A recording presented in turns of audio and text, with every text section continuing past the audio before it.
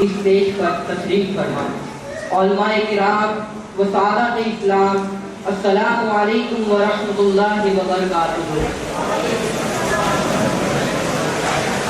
الحمدللہ رب العالمین والعاقبۃ للمتقین والصلاة والسلام علیک یا سید المرسلین وعلی آلہ وصحابہ وازواجہ وذریاتہ واہل بیتہ اجمعین، اما بعد فاعوذ باللہ من الشیطان الرجیم، بفضل کرم بسم اللہ الرحمن الرحیم، وإلہکم الہ واحد لا الہ الا هو الرحمن الرحیم۔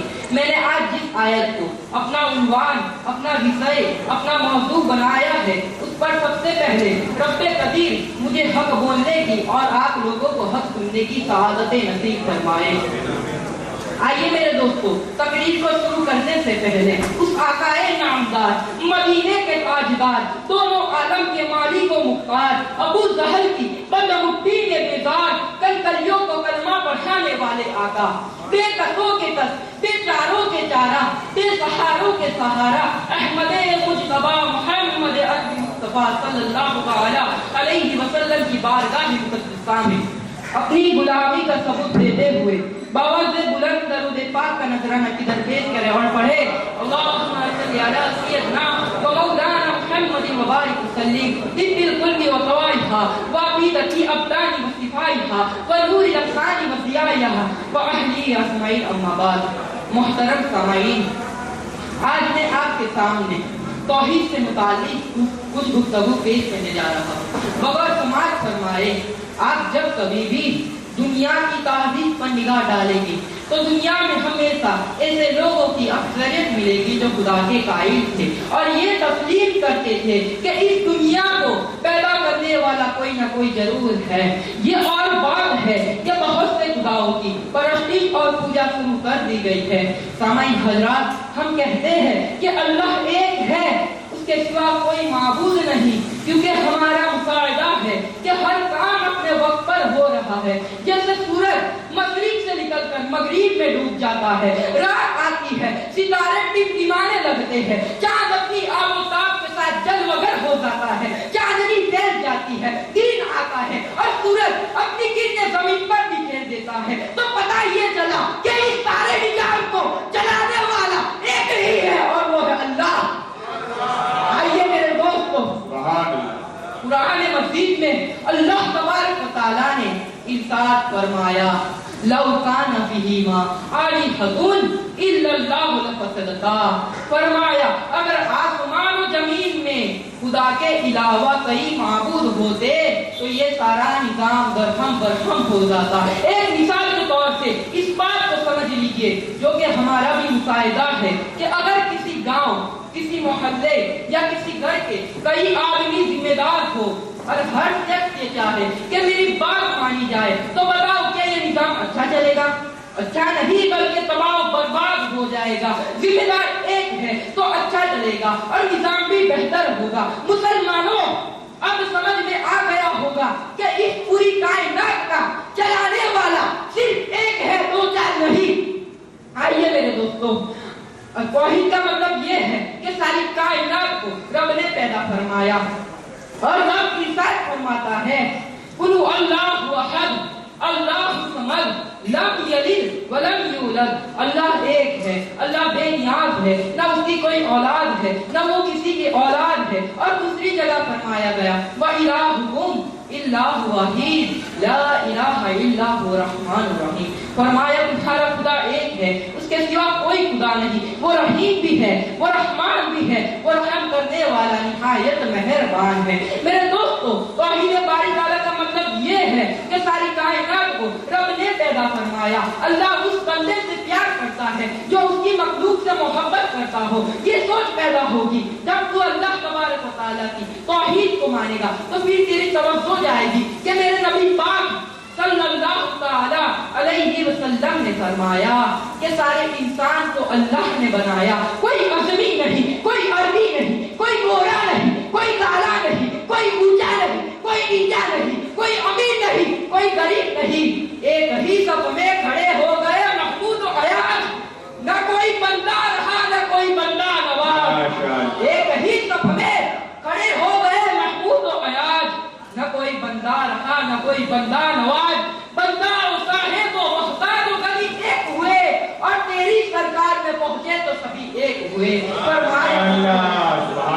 फरमाया जब तू अल्लाह को मानेगा तो फिर तू अल्लाह की सारी मखलूक से प्यार करेगा, तू बंदों की तरफ से बेनियाज हो जाएगा। बंदे क्या कहते हैं, ये क्या कहते हैं, वो क्या सोचते हैं, कोई तेरी तारीफ करे तब भी परवाह नहीं, कोई तेरी तनकीद करे तब भी परवाह नहीं, इसलिए कि तू अल्लाह की सारी मखलूक से प्यार करता है।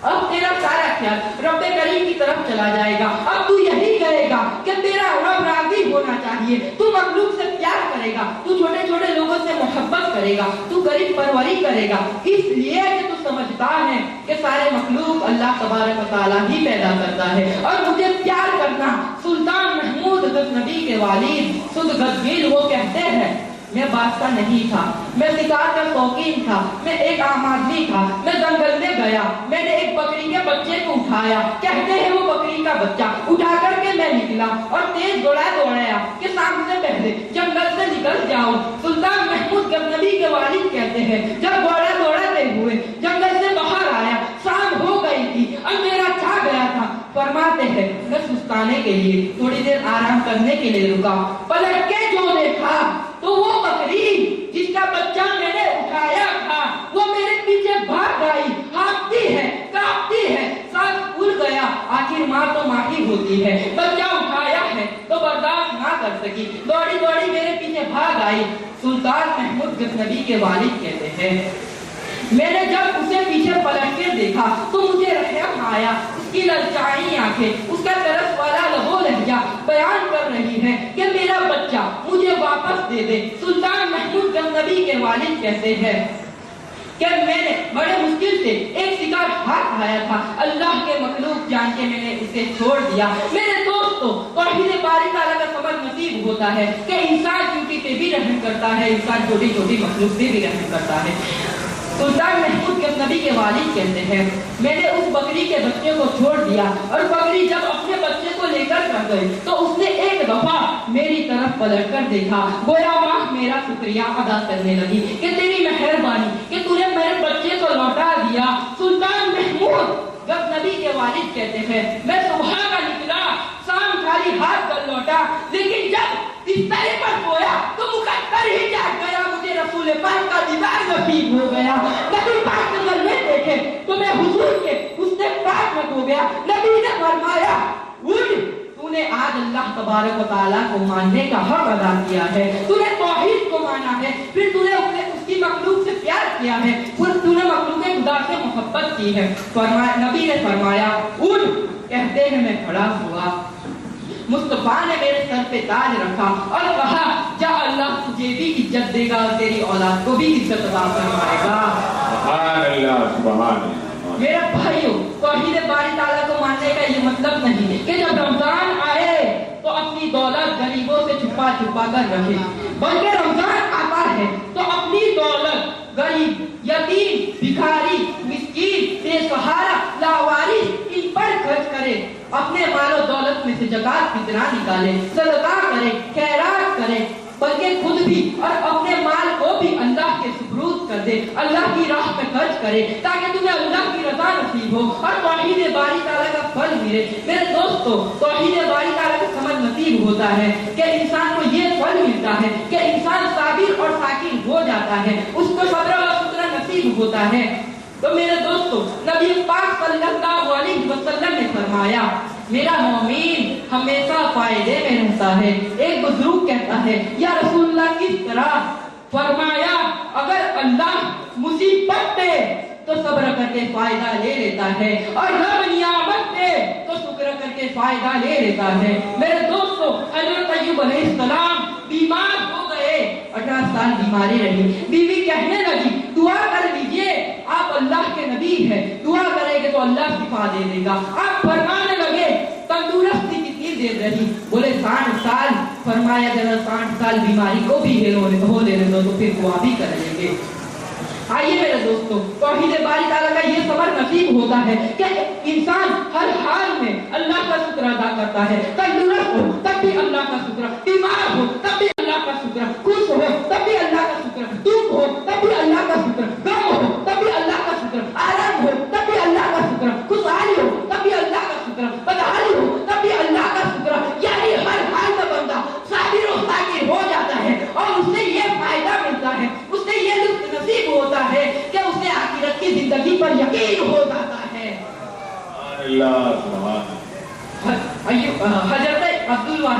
نقادر سلسلہ کے حضرت عبدالواحد بن گرامی رحمۃ اللہ علیہ بہت بڑے درویش تھے. اعلیٰ حضرت کا پیر خانہ مرہیرہ شریف، مرہیرہ والے بن گرامی کے مرید سید میر عبدالواحد بن گرامی رحمۃ اللہ علیہ کے پاس ایک نوجوان آیا اور آ کر کے عرض کیا، حضور جب سے سنا تھا مر جانا ہے، قبر میں جانا ہے، جنازہ دیکھا ہے، قبر میں بندے کو اترتے دیکھا ہے، تب سے مجھے موت سے بڑا ڈر لگتا ہے. کوئی وظیفہ بتائیے یا کوئی نصیحت کرے.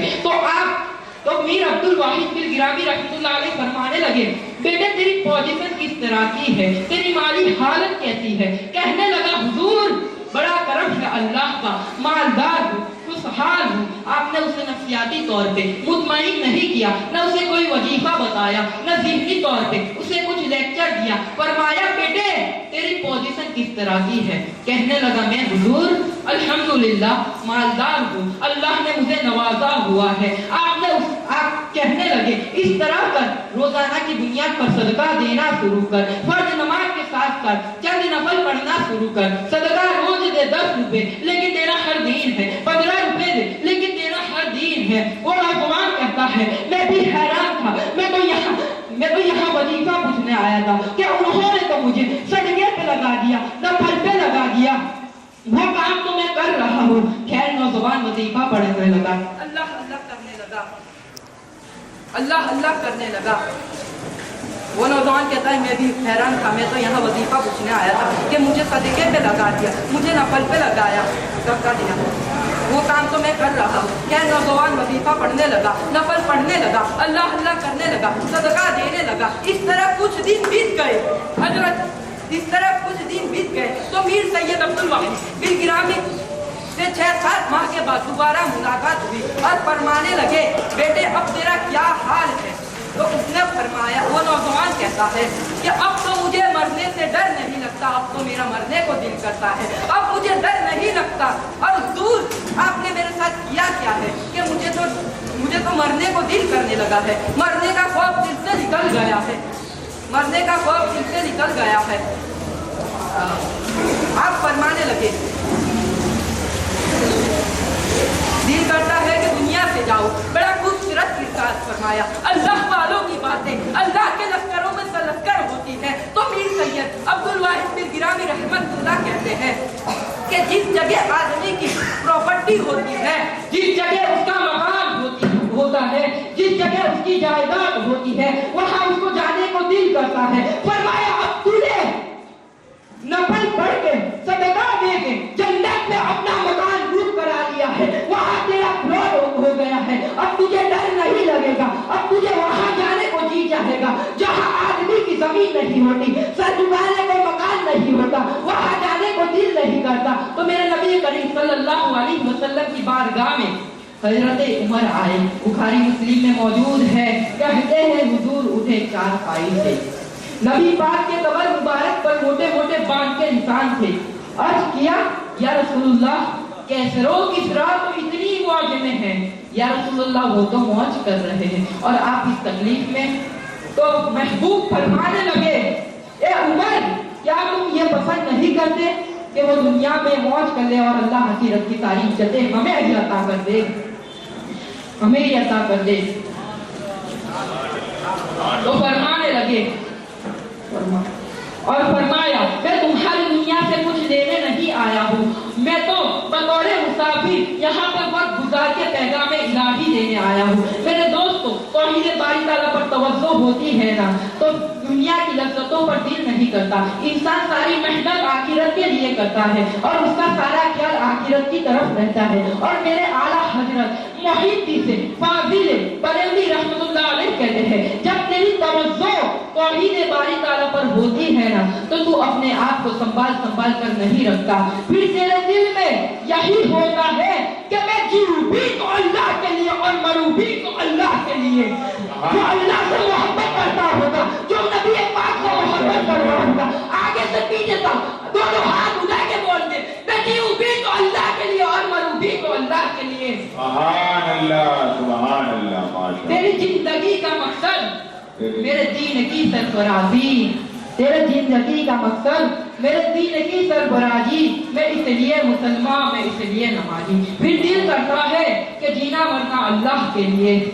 میرے دوستو، توحید باری تعالیٰ پر اعتماد ہوتا ہے۔ انسان جس رشتے کو مضبوط کرنا چاہتا ہے وہ یا خدا کا رشتہ ہوتا ہے یا محمد مصطفیٰ کا رشتہ ہوتا ہے۔ توحید باری تعالیٰ اللہ کے راستے میں مرنے کا جذبہ دیتی ہے اور راہ الہ میں نکلنے کا شوق پیدا کرتی ہے۔ آئیے میرے دوستو، امام اعظم ابو حنیفہ رحمۃ اللہ علیہ گلی سے گزر رہے تھے۔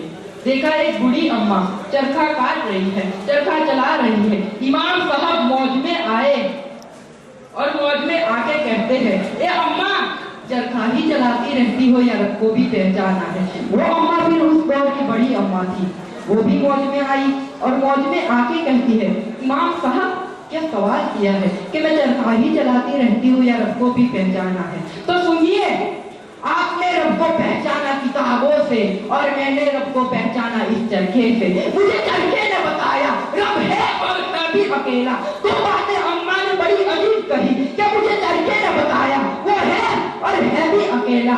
امام صاحب کھڑے ہو گئے اور کہا، بڑی دلچسپ ہے اماں، کیسے کہتی ہے مجھے چرخے نے بتایا رب ہے؟ کیسے؟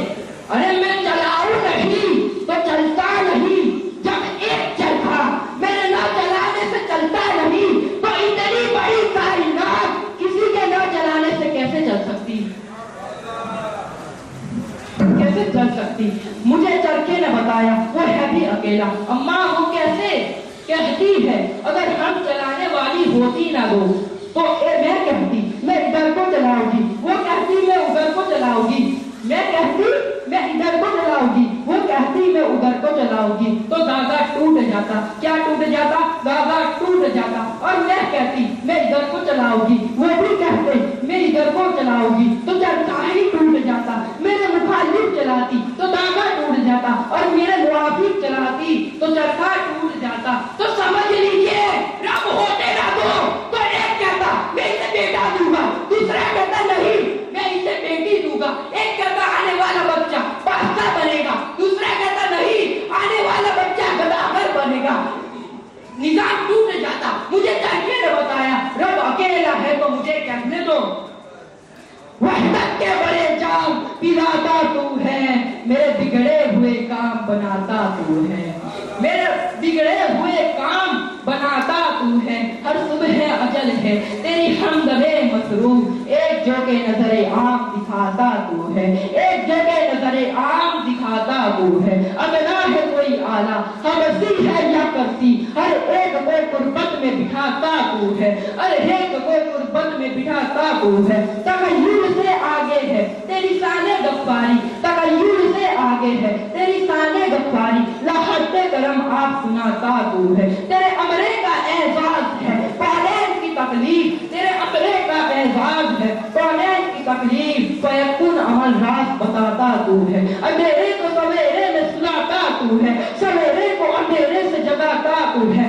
یکتا ہی یکانا ہے تو احد سمجھ ہے، مشکل ہے تو مشکل سے بچاتا تو ہے، ہر وقت کے فرعون کو تو ہی ہے دبوتا، ہر وقت کے فرعون کو تو ہی ہے دبوتا، ہر وقت کے فرعون کو، ہر وقت کے فرعون کو، ہر وقت کے فرعون کو تو ہی ہے دبوتا، ہر وقت کے موسیٰ کو بچاتا تو ہے۔ میں یہی ایک شعر کے بعد اس تقریر کو ختم کرنے جا رہا ہوں۔ ارے اجمیر کا جب یہ منظر ہے بغداد کا منظر کیا ہوگا؟ ارے اجمیر کا جب یہ منظر ہے بغداد کا منظر کیا ہوگا؟ رہتے ہیں جہاں نبیوں کے نبی وہ شہر مدینہ کیا ہوگا؟ وہ کلمہ پڑا ہے چوروں کو مردوں کو اٹھا دے دھوکے سے، ارے میرے گوشت میں اتنا پاور ہے، ارے میرے گوشت میں اتنا پاور ہے، سرکار کا پاور کیا ہوگا؟ ہے آج بھی اپنی الجھن میں اٹھتے ہیں سوال اکثر من میں، جو اپنا جنازہ خود ہی پڑے وہ تعبیر کنجر کیا ہوگا؟ استغفر اللہ ربی من کل ذنب واتوب الیہ واخر الدعوانا الحمد للہ رب العالمین۔ السلام علیکم ورحمۃ اللہ وبرکاتہ۔